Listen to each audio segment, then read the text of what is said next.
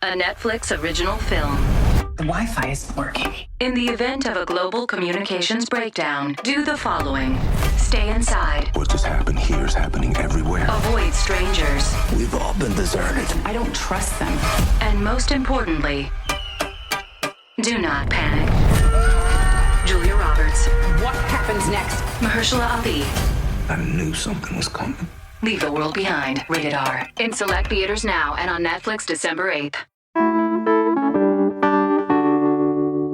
Today on CityCast Portland, we're doing something a little bit different. Our resident science contributor, journalist Aaron Ross, has put together a quiz-style show for our executive producer, John Notarianni, and myself to take part in. It's like a fun year-end wrap-up on what happened in local science news, in the form of a quiz show.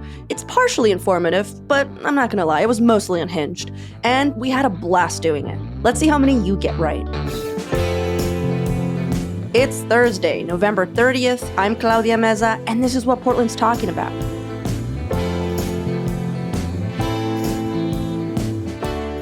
I'm so excited that we're doing this. This has been something we've talked about in the past, and the fact that it's Aaron who's going to be our first quizmaster is an honor. So thank you, Aaron, for taking this on. Do I get like an official title or tag? Quizmaster Aaron? Quizmaster Ross? Maybe a sash. Ooh. I was just thinking that it has to be a sash. Sold. Okay. Well, take it away, Aaron, because I have no idea what's going to happen. Okay, yeah. Welcome to the first CityCast Portland quiz, Science Edition. So there will be 3 rounds. Each round is going to have slightly different rules and be worth different points. And most of these questions are directly related to science news items from the past year. So coming up, we have round 1. We're calling this round, Do You Watch the News? Or I guess listen to the news. This is a podcast. And these questions are worth 3 points each. And you can buzz in as soon as I finish reading the question. Are you ready? Yes. Okay. Question 1. Fir trees are dying in massive numbers in Oregon and Washington. What are researchers calling this event, and what is causing it? Is it Fermageddon? Yes, it's Firmageddon. Good job, Claudia. Thank you. What's causing Firmageddon? And that's F-I-R spelled like fir tree. Firmageddon. What's causing it? Oh my God. I thought I knew that one too, and I don't. I think it's, can I just take a wild stab Yes. at science? We encourage that. Insects. No. Is it? Oh! Wrong. It's climate change. It's always climate change. God, damn it. I was seriously going to say climate change as a joke. Oh man, I want to rewind time. Sorry. You got to go with your gut. Gotta go with your gut. Fir trees are super heat sensitive, and so the 2021 heat dome seems to have stressed them a lot, and we haven't really been that much cooler since, so massive die-offs of fir trees due to climate change. Did I get half a point or no? Yeah, you get the 2. Oh, I see. God dang it. Okay. All right. I am ready on the buzzer this time. Question number 2. There are lots of different types of sinkholes, but all of them have one thing in common, the underlying cause. What is it? The underlying cause is that there isn't anything underneath, that the ground gets washed away, right? Close, but maybe Claudia can bring it home. Why is the ground gone? Liquefaction, water. Water, exactly. Water. Yeah. Okay. Now, a bonus point, a chance to redeem yourself. Which popular street in Southeast was closed this year due to a sinkhole? I want to say Yamhill? Nailed it. Hey! Yay! We're all winners. I was just reading about Tabor and the Tabor Reservoir. What? There's a sinkhole underneath? And that it had been closed because it looked like there was the conditions for a sinkhole under the reservoir. Another one. But it didn't actually happen. They just closed the reservoir before it happened. So I was like, I know about this because I've learned about sinkholes. Well, speaking of Mount Tabor, this comes up for your question number 3. Volcanoes. I'm just sorry. Hold on to that thought. Just Hold messing. that thought. Okay. Which controversial and critically endangered bird was recently sighted in Portland Metro on Mount Tabor? Claudia. That owl with the eyes. I need the owl. I need the type of owl. The horned owl. The spike horn. It's an owl! Okay, it's John's turn. It was the spotted owl, right? That's right. It's the spotted owl. I'm sorry. We needed the full answer. I understand. No, it's totally fine. Critically endangered, very controversial. And this is actually pretty surprising because spotted owls don't really like to live where humans do. So in areas where they usually interact with humans, they're replaced with invasive barred owls, which look really similar, are super closely related. And they're actually the owls we see the most anywhere, even though they're not from here in Oregon, because they're active in the daytime. But seeing a spotted owl, I'm very jealous of whatever lucky person that was. So that's the end of our round one. Whew. Who's winning? At the end of round one, Claudia is ahead 5-4. It's anybody's game. Ah, so close. Okay, we are coming up on round two. This is our lightning round. These are true or false questions. They are 2 points each, and you can buzz in as soon as you know the answer. Ooh. Are there going to be tricks, though?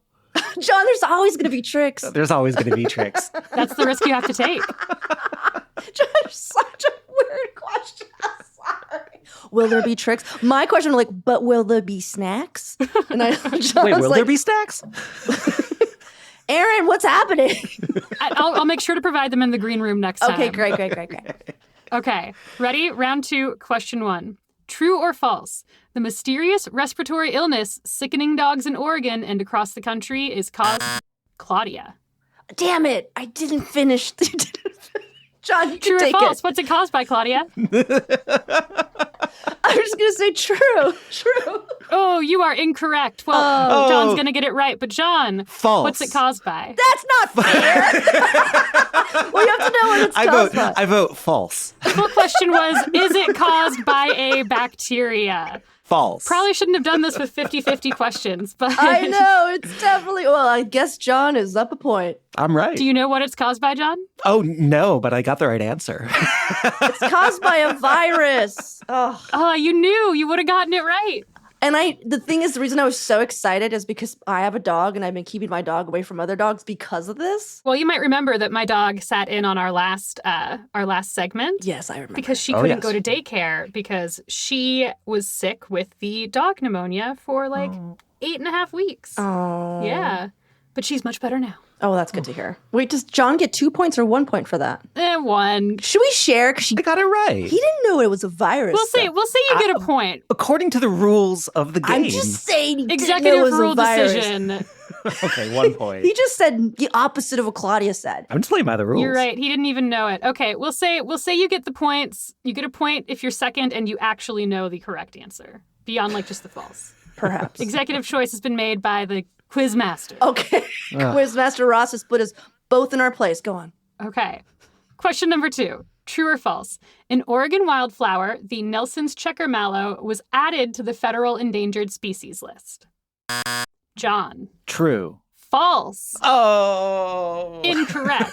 Oh my God, I figured I had a 50-50 there. I had no idea. you really did, John. That's how percentage, that's exactly how that works. It was removed from the species list. There are now at least 38 self-sustaining populations in 50 locations across the Willamette Valley. So good job, flower people. Oh, I did know that, but I forgot. Can I say false? No. Okay. Well, John did. Because the question wasn't But then done. the quizmaster took away my points. You're like, look, I don't have anything. Stop being mad. I never said the quizmaster was fair. Question number 3. True or false? This summer, only 17 spring Chinook salmon swum up the South Umpqua River, and counts on other rivers are at record lows. The fish is still not listed as endangered. Claudia. True. That is true. There's not much to say. The fish are dying, and nobody's going to put them on the endangered species list. And it sucks because it affects orcas. It affects orcas. It affects It seals. affects everything. Yeah. Yeah, it affects the movement of nutrients from the ocean onto land. All that like nitrogen-rich soil that grows our trees came from salmon. Oh, I didn't know that. Yeah. John, did you know that? I didn't know. John's like, false. I'm going to get one of these. Okay, ready? Number 4. This is your last true or false question, the end of lightning round. So speaking of rivers that have salmon, this summer, the Willamette River was closed due to a kelp bloom. True or false? Claudia. True.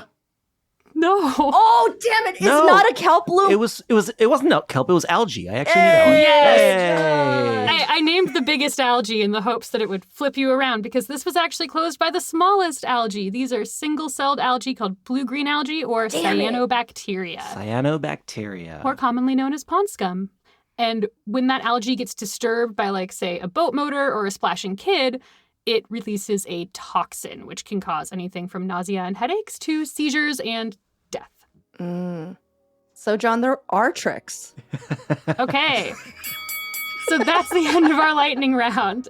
All right, well, let's take a quick break here. And when we come back, the points are doubling and so are the stakes.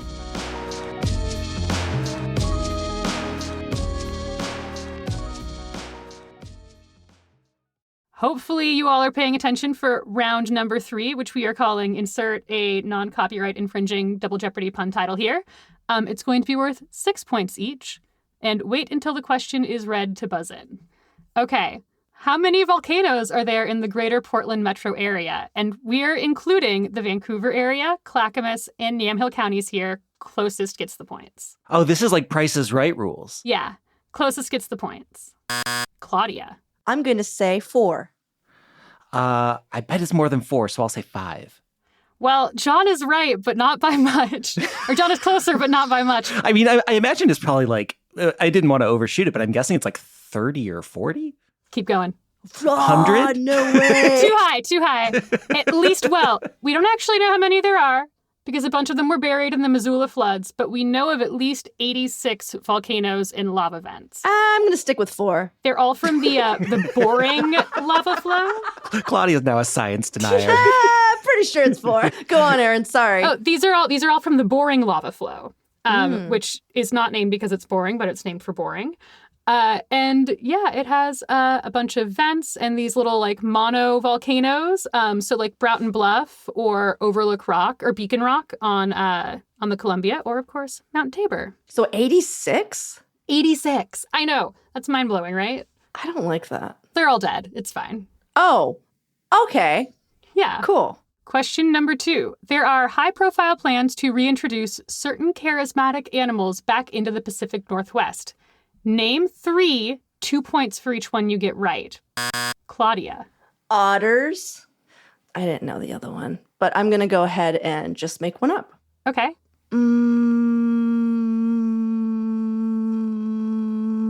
Butterflies. Eh. Okay. You have one more. There were 3. Oh. And let's see. Charismatic, right? Yeah.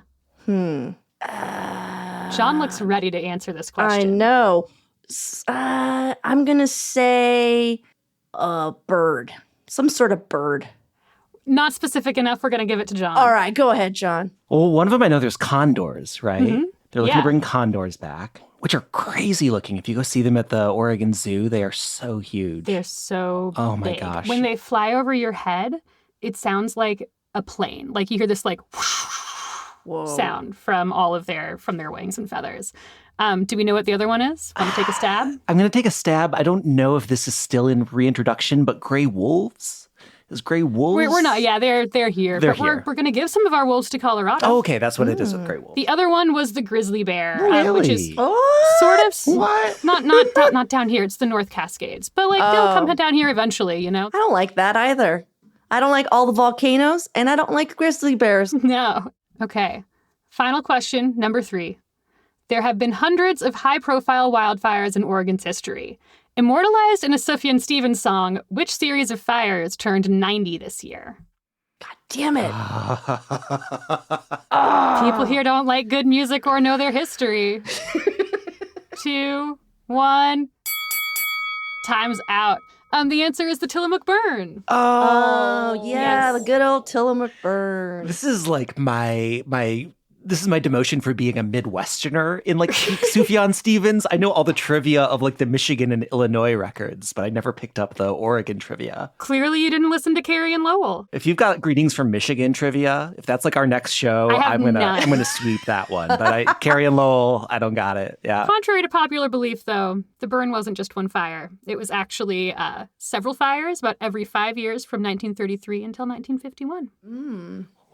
So that's our show. Our final score is, drum roll please, Claudia, 9 points, and John has 15 points. Oh my gosh. How did he get 15 points? I have no idea how that happened. We'd have to check with our score master. I just have to tell you that I think Julia's wrong.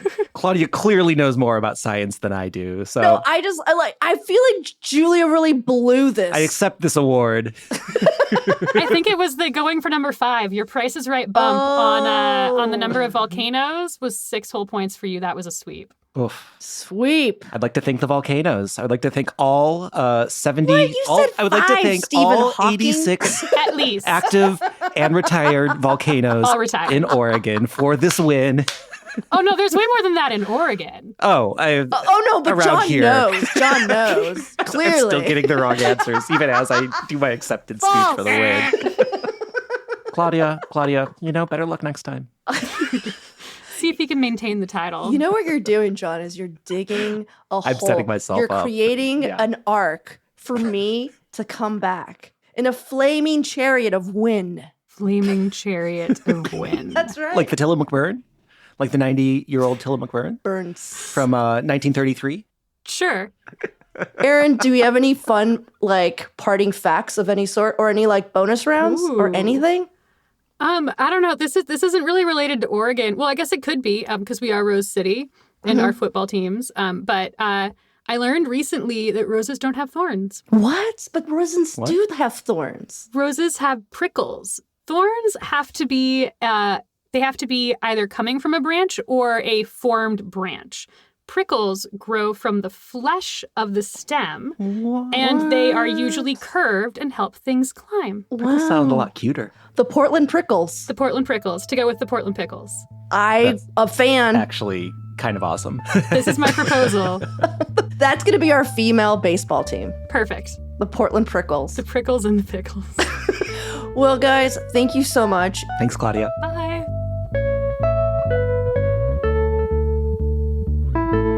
And now for some events coming up this week.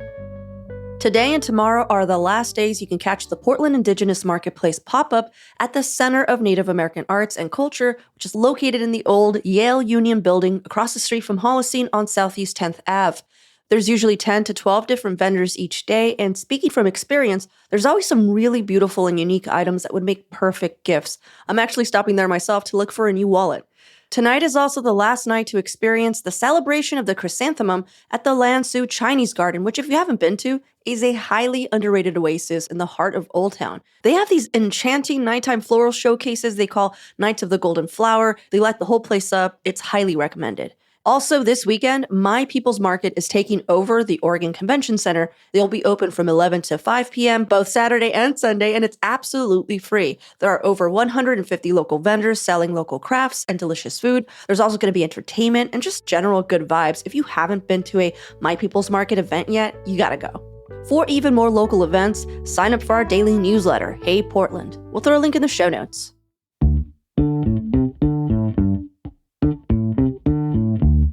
Well, that's all for today here on CityCast Portland. Thanks so much for listening. We'll be back tomorrow morning with more from around the city. Until then, see you with Slims.